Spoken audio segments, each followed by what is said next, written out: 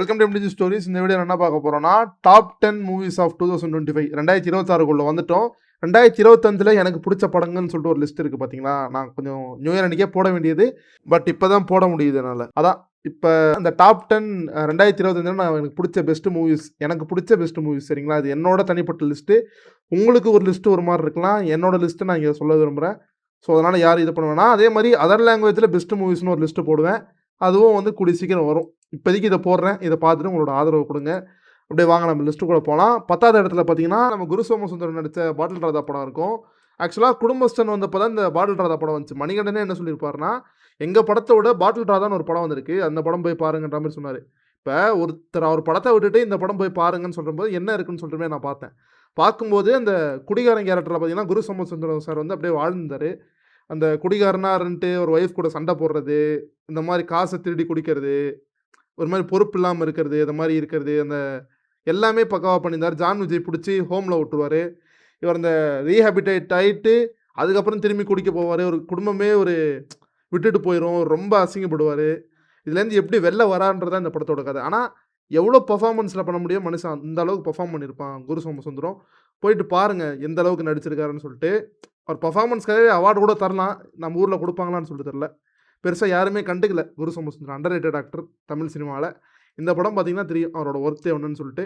மறக்காமல் செக் பண்ணி பாருங்கள். 9th இடத்துல பார்த்தீங்கன்னா காந்தா. ஒரு டேரக்டருக்கும் ஒரு ஆக்டருக்கும் இருக்கிற ஈகோ கிளாஸ் தான் படம் முழுக்க. சமுத்திரக்கனிக்கு வந்து வளர்த்து விடுவார் இந்த மாதிரி துல்கர் சல்மான் ஒரு ஹீரோவா. இதுக்கப்புறம் வளர்ந்ததுக்கப்புறம் நான் தாண்டா பெரிய ஹீரோ, நான் சொல்கிறதாண்டா சட்டம்ன்ற மாதிரி ஒரு தலகணம் பிடிச்சிட்டு அவன் என்னெல்லாம் பண்ணுறான்றதான் இந்த படத்தோட கதை.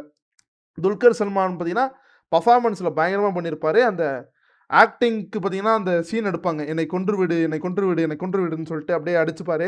அப்புறம் கண்ணாடியில் மோதிப்பார். அதெல்லாம் பார்த்தீங்கன்னா பக்காவான பர்ஃபார்மன்ஸு. இவங்களும் ஹீரோயினும் குறிப்பிட்ட அவனும் பாக்கியஸ்ரீ போஸ். தமிழில் ஃபஸ்ட்டு படமாக இருந்தாலும் பர்ஃபார்மன்ஸ் அவ்வளோ நீட்டாக இருந்தது. இவங்களுக்கு வந்து துல்கர் சல்மான் மேலே வர்றது பார்த்தீங்கன்னா கிட்டத்தட்ட அவருக்கு ஆல்ரெடி கல்யாணம் ஆகி குழந்தை இருக்கும். பட் இருந்தாலும் ஒரு லவ் வரும். இவருக்கு வர கள்ளக்காதல் மாதிரி தான்.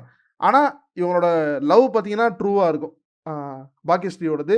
அவங்க இறந்துருவாங்க. அவங்க இறந்ததுக்கப்புறமும் இவரோட யார் கொலை பண்ணாங்கன்னு சொல்லிட்டு கண்டுபிடிக்கிற பார்ட்டும் ஓரளவுக்கு டீசெண்டாக போயிட்டுருக்கும். படம் வந்து ராணா வருவார். அது வேணால் ஒரு சில பேருக்கு போர் அடிக்கலாம் தவிர எனக்கு படம் நல்லா தான் போச்சு. படத்தோட எண்டிங்கும் நல்லா கொண்டு போய் முடிச்சுட்டாங்க காந்தா படம். இதுவும் மறக்காமல் செக் பண்ணி பாருங்கள். 8வது இடத்துல பார்த்தீங்கன்னா பிரதீப் ரங்கநாதன் நடித்த டூடு படம் தான் இருக்குது. ஆக்சுவலாக டூடு படம் பார்த்தீங்கன்னா நிறைய பேர் பிடிக்கலன்னு சொன்னாங்க. ஆனால் நான் நிஜமாலே லைக் பண்ணேன். படம் ஸ்டார்டிங் ஃபஸ்ட்டு இது இருக்கும் பார்த்தீங்கன்னா, ஆக்டில் தான் கதையே இருக்காது. பார்த்தீங்கன்னா சும்மா இவர் வந்து லவ் பண்ணிட்டு சுற்றிக்கிட்டு இருப்பார். அது மாதிரி அவரோட லவ்வருக்கு இதில் போயிட்டு தாலியாக இருப்பார். இது மாதிரி பேசிக்கலாக ஒரு மாதிரி ஃபன்னாக போயிட்டுருக்கும் படம் வந்து. மமிதா பைஜு ரிஜெக்ட் பண்ணுறது, அப்புறம் இவருக்கு மமிதா மேலே லவ் வரதுன்னு சொல்லிட்டு ஒரு மாதிரி செட்டப்பாக தான் போயிட்டுருக்கும் ஃபஸ்ட் ஹாஃப். கிட்டத்தட்ட அந்த சரத்குமார் ட்விஸ்ட்டு வந்ததுக்கப்புறம் தான் படத்தில் ஓகே கதை இருக்குன்றதே ஒன்று ஆரம்பித்து அந்த கரெக்டான பிளாட்டை நோக்கி போவோம். நம்ம பிரதீப் ரங்கநாதனும் நம்ம மமிதா பைஜோட உயிரை காப்பாற்றினா போகிறோம், வாழ்க்கை போனாலும் பரவாயில்லன்ற மாதிரி ஒரு ரிஸ்க் எடுப்பார்.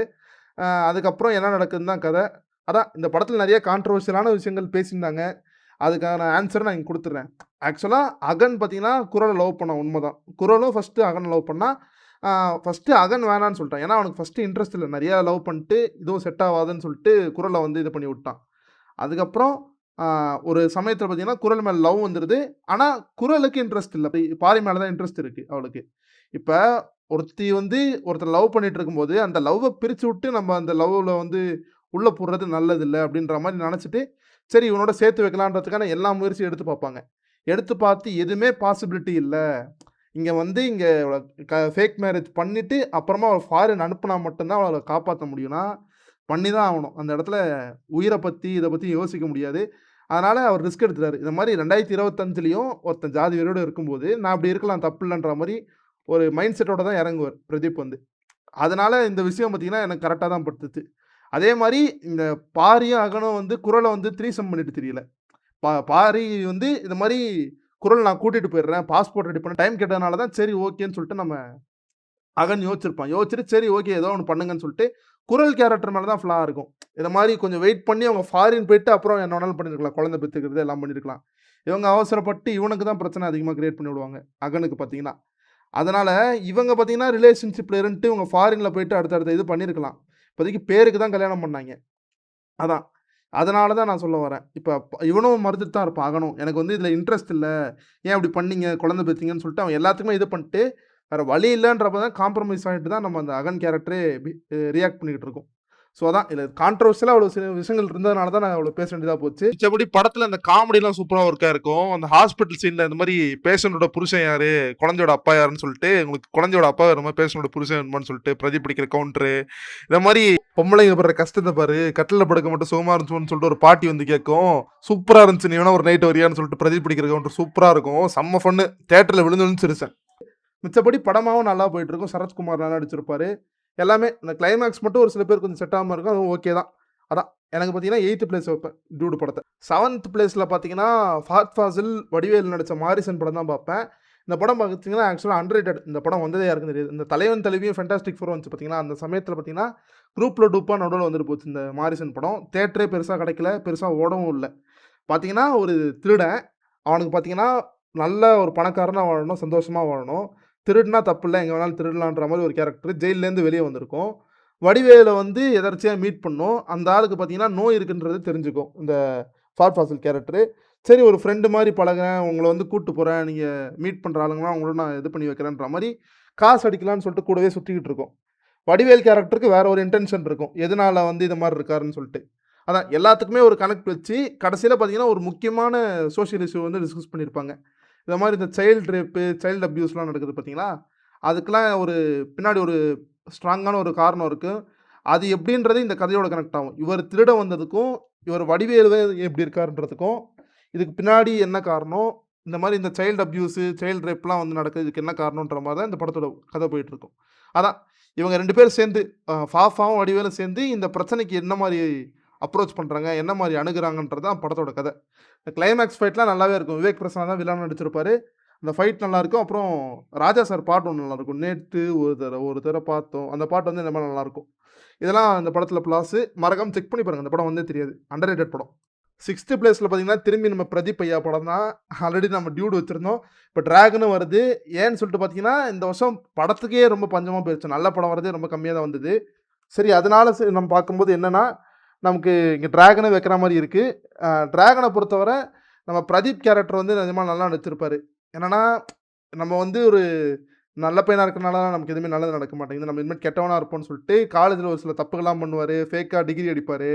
ஃபேக்கா இத வச்சு வேலைக்கு போவாரு. அத வச்சு என்னெல்லாம் திருட்டுத்தனம் பண்ணாலே மேல வந்துடலான்ற மாரி தான் இந்த கேரக்டர் போயிட்டுருக்கும்.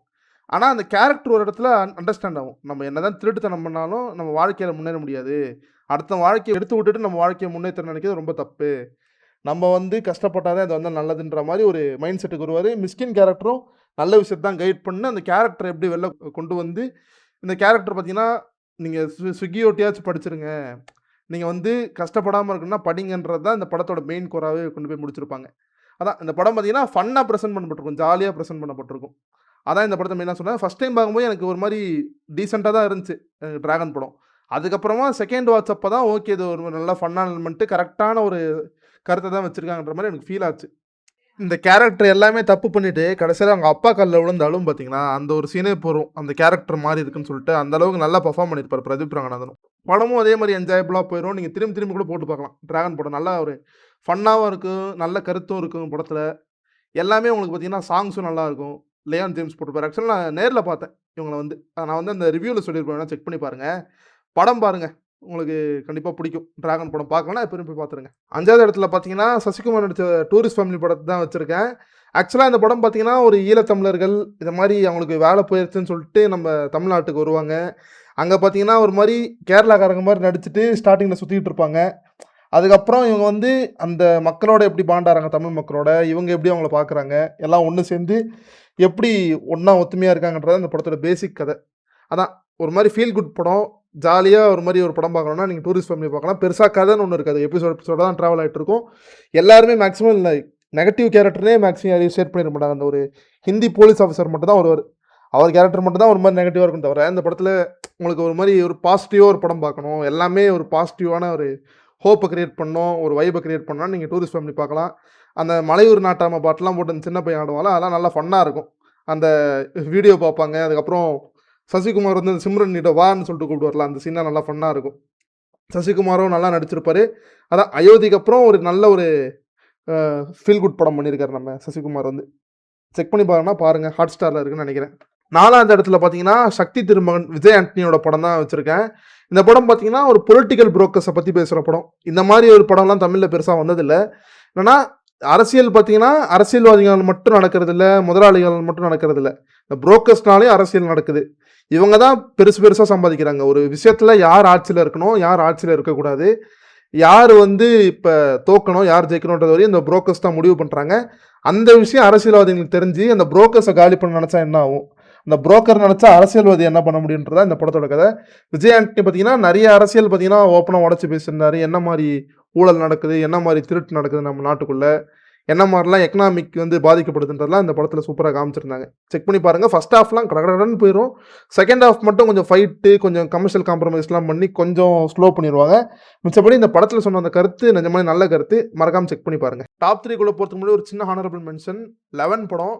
11 படம் பார்த்தீங்கன்னா ஒரு நல்ல ஒரு சைக்கோ த்ரில்லர் படம். ஒரு நல்ல ட்விஸ்ட்டு வச்சுருந்தாங்க. அந்த ஃப்ரான்சிஸ் பெஞ்சமின்ற கேரக்டர்னால எமோஷன் நல்லா இருந்தது. அந்த கேரக்டருக்கு சுற்றி இருக்கிற இது நல்லா இருந்தது. எல்லாமே அந்த கனெக்ஷன் எல்லாமே பக்காவாக பண்ணியிருந்தாங்க. எல்லாமே ஓரளவுக்கு டீசெண்டாக கொண்டு போயிருந்தாங்க. என்னென்னா எனக்கு படம் கொஞ்சம் நிறைய இடத்துல லேக் ஃபீல் ஆச்சு. அதனால தான் நான் ஹானரபிளில் போடுறேன். அதான் படத்தோட மேக்கிங்கும் ஒரு சில இடத்துல நமக்கு இதாச்சு. பிஜிஎம்லாம் நல்லா போட்டிருந்தார். டிமான் தான் போட்டிருப்பார் படத்தில். ஹீரோயினே வந்து ப்ரொடியூசர் இந்த படத்துக்கு. அதை அவங்களோட கேரக்டர்லாம் கொஞ்சம் ஃபோர்ஸ் ஃபிட்டடாக உள்ளே வச்சுருப்பாங்க. அதெல்லாம் கொஞ்சம் தவிர்த்துட்டு படத்தில் அந்த த்ரில்லர் எலமெண்ட்ஸ் மட்டும் எடுத்துக்கிட்டிங்கன்னா இது ஒரு நல்ல படம். நீங்கள் செக் பண்ணி பாருங்கள். செகண்ட் ஹானரபிள் மென்ஷன் மூவி என்னன்னு சொல்லிட்டு பார்த்தீங்கன்னா விடாமுயற்சி. ஆக்சுவலாக இது வந்து ஒரு பிரேக் டவுன் படத்தோட ரீமேக் மூவினால தான் நான் லிஸ்ட்டில் போடல. மிச்சப்படி இந்த படத்தில் தலையோட பர்ஃபார்மன்ஸ் வந்து நம்ம பாராட்டி ஆகணும். லைக் அவ்வளோ பெரிய ஸ்டார்டம் மார்க்கெட்லாம் விட்டுட்டு ஒரு கேரக்டரோட பக்காவாக பண்ணியிருந்தார் நம்ம அஜித் வந்து. அந்த இவர் பூமர்னு சொல்லிட்டு இவர் சொல்லுவார் ஆரவ், அந்த சீனாக இருக்கட்டும், அப்புறம் இன்டர்வலில் வந்து கெஞ்சுவார், அதெல்லாம் வந்து நிஜமாலே அந்த கேரக்டருக்கு என்ன தேவையோ அஜித் நடிச்சிருந்தாரு. ஒரு சில விஷயங்கள் மட்டும் மாற்றி பிரேக் டவுன் படத்துலேருந்து மகிழ் திருமணி கொடுத்துருந்தாரு. எனக்கு படம் நிஜமாலே பிடிச்சிருந்து விடாமுயற்சி வந்து. ஃபஸ்ட் ஹாஃப்லாம் ஓரளவுக்கு ஸ்லோவாக ஸ்டார்ட் ஆகிட்டு செகண்ட் ஹாஃப் எனக்கு நல்லாவே போச்சு. இந்த பத்தி கிச்சு பாட்டெலாம் பயங்கரமாகவே போட்டிருப்பார் அனிருத் வந்து. சூப்பராக இருக்கும் இந்த பாட்டு வந்து. அப்புறம் அந்த ஆரவ் தலை வந்து இந்த கார் ட்ரிஃப்ட் அடிப்பார்ல, அந்த சீனும் பயங்கரமாக இருக்கும். அதான் இந்த படம் வந்து ரீமேக் படம்ன்றதுனால தான் நான் லிஸ்ட்டில் போடல, அதை நான் இங்கே சொல்லிக்கிறேன். டாப் 3 பார்த்தீங்கன்னா அருண் விஜய் நடித்த வணங்கான் படம். பாலா பார்த்தீங்கன்னா இது மாதிரி சூர்யா வச்சு ஸ்டார்டிங் வந்து கொஞ்சம் சீன்ஸ் எடுத்தார். அப்புறம் சூர்யா வெளில போயிட்டார். சரி அருண் விஜய் வந்து நடிக்கிறாரு என்னதான் இருக்குன்னு சொல்லிட்டு பார்க்கும்போது அந்த கோட்டின்ற கேரக்டர் வந்து அருண் விஜய் நிஜமாக நல்லா பண்ணியிருந்தார். பேச முடியாத ஒரு ஆளோட ஃபஸ்ட் ஆஃப் அவரோட எப்படி கனெக்ட் பண்ண வைக்கணும்னு சொல்லிட்டு ஒரு சில சீன்லாம் எடுத்துட்டாரு. எல்லாம் நிறைய பேர் கதை மட்டும் வேணும்னு சொல்லிட்டு பார்த்தீங்கன்னா ஃபஸ்ட் ஹாஃபில் கதைன்னு ஒன்று இருக்காது. உங்களுக்கு அந்த கோட்டியோட கேரக்டரு, அவன் எப்படிப்பட்ட ஆள், அவனோட எமோஷன் என்னன்னு சொல்லிட்டு தான் அந்த ஃபஸ்ட் ஹாஃப் ஃபுல்லாக இருக்கும். இன்டர்வல் கிட்ட தான் கதையை ஆரம்பிக்கும். படத்தோட மெயின் கோர் என்னன்னு சொல்லிட்டு பார்த்தீங்கன்னா இதை மாதிரி ஊனமாக இருக்கிற பெண்களை பார்த்தீங்கன்னா ஆபாசமாக பார்க்குறவனை வந்து சும்மா விடக்கூடாது, இதை மாதிரி ஆட்கள்லாம் வாழ்கிறதுக்கே தகுதி இல்லைன்றதான் பாலா சொல்ல வந்திருப்பார் அந்த படத்தில். அந்த விஷயத்தை பார்த்தீங்கன்னா செய்கையிலேயே நம்ம அருண் விஜய் பண்ணி காமிச்சிருப்பார். சமுத்திரக்கனி இருந்தால் ஹாஸ்பிட்டலில் ஒரு சீன் இருக்கும் பண்ணி காட்டுற மாதிரி. அந்த சீன்லாம் நிஜமாக நல்லா நடிச்சிருப்பார். மிஸ்கின் ஒரு கோட் சீன் ரொம்ப ட்ரெண்ட் ஆச்சு, அது உங்களுக்கும் தெரியும் நினைக்கிறேன். போக்சோவில் இது மாதிரி எவ்வளோ ஃபேக் கேசஸ் வருது, இந்த மாதிரி காசு வாங்குறதுக்காக வீட்டில் இருக்கவங்களே போட்டு தள்ளணும், வீட்டில் இருக்கவங்களே வந்து ஜெயிலில் மாட்டி விடணுன்ற மாதிரிலாம் எத்தனை பேர் திரியிறாங்க, அதெல்லாம் வந்து காமிச்சிருந்தாங்க. அதனால் வந்து கிளைமேக்ஸ் மட்டும் வழக்கமான பாலா படம் மாதிரி முடிச்சிருப்பாரு. மிச்சப்படி ஒரு நல்ல படம் தான், நீங்கள் தாராளமாக ட்ரை பண்ணலாம். வணங்கான் படம் ஒரு அண்டர்ரேட்டடான படம். அதான் சூர்யா நடிச்சுனா இன்னும் நல்ல ஒரு இம்பாக்டாக இருந்திருக்கும். நிறைய பேர் அருண் விஜய் நடிச்சனால செட் ஆகலன்னு நினைக்கிறேன். ஓகே, எனக்கு படம் பிடிச்சது. செகண்ட் பிளேஸில் பார்த்தீங்கன்னா சிறை படம் தான் வைக்கிறேன். விக்ரம் பிரபுக்கு பார்த்தீங்கன்னா நிஜமாலே ஒரு கம்பேக் படம். ஸ்டார்டிங்கில் பார்த்தீங்கன்னா ஒரு குற்றவாளி வந்து தப்பிக்க பார்ப்பான், கன் ஷூட் பண்ணி பிடிப்பார் விக்ரம் பிரபு. அந்த சீன்லாம் நிஜமாலே நல்லா நடிச்சிருப்பாரு. அப்புறம் அந்த அக்ஷய் குமார்ன்ற டெபியூட்டன்ட் மொதல் படம் மாதிரியே இருக்காது. அந்த காலில் விழுந்து கெஞ்சற சீன்லாம் நிஜமாலே நல்லா நடிச்சிருப்பார். விக்ரம் பிரபு காலில் விழுவார், அப்புறம் அந்த வக்கீல் காலில் விழுறது, ஜட்ஜு காலில் விழுறது, எல்லாரு காலிலையும் விழுந்து ஒரு மாதிரி மொதல் படத்துலேயே இந்த மாதிரி ஒரு ப்ரொடியூசரோட பையனாருன்ட்டு எந்த ஒரு ஈகோ பார்க்காம நிறைய பர்ஃபார்மன்ஸை நல்லா பண்ணி கொடுத்துருந்தாங்க. படத்தோட பாட்டு அந்த நீலோத்தி பாட்டு, இந்த ஒரு சில சாங்லாம் நிஜமாக நல்லா போட்டிருந்தாங்க. சாங்ஸ்லாம் நல்லா இருந்தது படத்தில். அதான் படத்தில் பார்த்தீங்கன்னா ஒரு முஸ்லீமாக இருந்தால் என்ன மாதிரிலாம் கேஸ் எடுத்து அடிக்கிறாங்க, என்ன மாதிரிலாம் ஒடுக்குமுறை பண்ணுறாங்கன்ற மாதிரி விஷயத்த காமிச்சிட்டாங்க. ஏன்னா முஸ்லீம் ப்ரோட்டகானிஸ்ட்டு, முஸ்லீம் சைட் ஆஃப் ஸ்டோரிலாம் பெருசாக வரதில்லை தமிழில் வந்து. அதான் இதில் வந்து காமிச்சிருந்தாங்க முஸ்லீம் பையனை லவ் பண்ணால் இவங்க எப்படி பிஹேவ் பண்ணுறாங்க நம்ம ஊரில் சொசைட்டியில், அதெல்லாம் இந்த படத்தில் எக்ஸ்ப்ளோர் பண்ணியிருந்தாங்க. அதெல்லாம் நல்லா இருந்தது. அதான் ஒரு குண்டு வெடிப்பு கேஸ்க்காக ரொம்ப இழுத்து இவருக்கு வந்து 5 வருஷமாக விடுதலை பண்ணாமல் எப்படியோ கஷ்டப்பட்டு விக்ரம் பிரபு வந்து வாங்கி தர மாதிரி காமிச்சிருப்பாங்க. அதெல்லாம் பார்த்தீங்கன்னா கொஞ்சம் நல்லா கனெக்ட் பண்ணி நல்லா காமிச்சிருந்தாங்க. இந்த படம் செக் பண்ணி பாருங்கள். இன்னும் தேட்டரில் ரன் ஆகிட்டு இருக்கு படம், இன்னும் ஹெச்டி வரல. ஸோ அதனால் இங்கே இருக்கிற ட்ரெய்லரோட ஸ்டில்ஸ் மட்டும் போடுறேன். ஃபஸ்ட்டு பிளேஸில் பார்த்தீங்கன்னா உங்களால் நிறைய பேரில் ஏற்றுக்க முடியாது, பட் இருந்தாலும் என் பர்சனல் ஃபேவரட் ரெட்ரோ படம் பார்த்தீங்கன்னா எனக்கு சுத்தமாக ஹைப் இல்லை. சூர்யாவோட டவுன்ஃபாலு தொடர்ந்து நிறைய மொக்க படமாக இருந்துச்சு. உங்களுக்கு பார்த்தீங்கன்னா எதற்கும் துணிந்தோன்னு ஓடல, கங்குவா ஓடல, எல்லாமே ஒரு டவுன்ஃபாலு. இந்த நிறைய ட்ராப் பண்ணார். இந்த பராசக்தி படம் ட்ராப் பண்ணிட்டாரு, வணங்கான் படம் ட்ராப் பண்ணிட்டாரு, அப்புறம் ஏதோ ஹிந்தி படம் வந்து கர்ணான்னு ஒரு படம் நடிக்கிறது, அதுவும் ட்ராப் பண்ணிட்டாரு. நிறைய படம் பார்த்தீங்கன்னா கதை கேட்டு வேணான்னு சொல்லிட்டு கார்த்திக் சுப்ராஜ் கதை மட்டும் ஓகே பண்ணார். சரி, கார்த்திக் சுப்ராஜும் கொஞ்சம் ஓரளவுக்கு ஆவரேஜான படம் தான் பண்ணியிருந்தார். எனக்கு ஜிகர்தண்டா டபுள்எக்ஸ் பெருசாக செட் ஆகலை. சரி, இந்த படம் எப்படி பண்ணியிருக்காங்கன்னு சொல்லிட்டு பார்க்கும்போது ஸ்டார்டிங்கில் ஒரு மாதிரி நார்மலாக ஆரம்பித்தாங்க. இந்த மாதிரி ஒரு கிருஷ்ணரோட கதை மாதிரி வச்சு ஆரம்பிச்சுட்டு அந்த கேரக்டரை கரெக்டாக கொண்டு வந்து கனெக்ட் பண்ணாங்க தெரியுமா. அந்த பாரிவேல் கண்ணன் கேரக்டர் வந்து ஃபஸ்ட்டு இவரோட பர்பஸ் வந்து பூஜாக்டே வந்து இது பண்ணுன்றது தான் அந்த கேரக்டர், ருக்மிணியை வந்து இது பண்ணுன்ற மாதிரி தான் போயிட்டுருக்கும். அப்புறமா கொஞ்சம் கொஞ்சமாக அந்த தீவுக்கு வந்து இவரோட பர்பஸை தெரிஞ்சுக்கிட்டு அதுக்காக ஃபைட் பண்ணுவார் பார்த்தீங்களா. அதெல்லாம் நல்லாயிருக்கும். அந்த ஒன்னுன்ற கேரக்டர் அந்த ரைஸ்ன்ற அந்த பாட்டிலே புரிஞ்சிடும் உங்களுக்கு. சூர்யா கேரக்டர் வந்து நிஜமாலே அந்த கிருஷ்ணரோட அவதாரன்றதை வச்சு அழகாக அந்த கனெக்ஷன் பண்ணியிருந்தாங்க. அதெல்லாம் எனக்கு ரொம்ப பிடிச்சிருந்த இந்த படத்தில். பாட்டெல்லாம் சந்தோஷம் செதுக்கியிருப்பாப்ப மனுஷன். அந்த கனிமா சிங்கிள் டேக்கே போகிறோம், அந்த மொட்டை மாடிக்கு போயிட்டு திரும்பி கீழே வந்து டான்ஸ் ஆடிட்டு டைனிங் ஹாலுக்கு போயிட்டு திரும்பி வருவார் பார்த்தீங்களா. அந்த 10 நிமிஷம் சீனு இந்த படம் எவ்வளோ பெஸ்ட்டுன்னு சொல்கிறதுக்கு போகும். எனக்கு அதான் நான் சொல்லுவேன். அந்த ஃபைட்டு பயங்கரமாக இருக்கும். வில்லன் கூட போடுவார் பார்த்தீங்களா, அந்த ஃபைட்லாம் பயங்கரமாக இருக்கும். அப்புறம் அந்த சர்வாதிகாரிலாம் உண்மையிலே கோழைங்கன்னு சொல்லிட்டு ஒரு டைலாக் பேசுவார் சூர்யா. அந்த டைலாக்கும் நல்லாயிருக்கும். அதான் அந்த சிரிக்கும் போதே போகிறங்க, அந்த பைக்கில் அப்படியே சிரிப்பார் தெரியுமா, சூர்யா அப்படியே சிரிச்சுக்கிட்டே வருவார் பாருங்க. அந்த ஒரு சீனே போகிறோம். அந்த சூர்யாவோட சிரிப்புக்கு எவ்வளோ வேல்யூ இருக்குன்றது அந்த ஒரு சீன் பார்த்தீங்கன்னா தெரியும். சிரிக்காமல் ஒரு படம் ஃபுல்லாக மெயின்டைன் பண்ணிட்டு இன்டர்வலில் சிரிக்கும் போது தேட்டரே பிளாஸ்ட் ஆயிடுச்சு. அந்த அடுத்து என்ன பண்ண போகிறான் மனுஷன் அப்படின்ற மாதிரி நமக்கு ஒரு கியூரியாசிட்டியை கிரியேட் பண்ணி விட்டான்.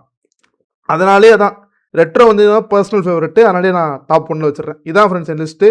அடுத்து நம்ம பார்த்தீங்கன்னா ஒஸ்ட் லிஸ்ட்டில் வந்து சந்திப்போம். இதோட நான் வீடியோ முடிச்சுக்கிறேன். நன்றி, வணக்கம், பாய்.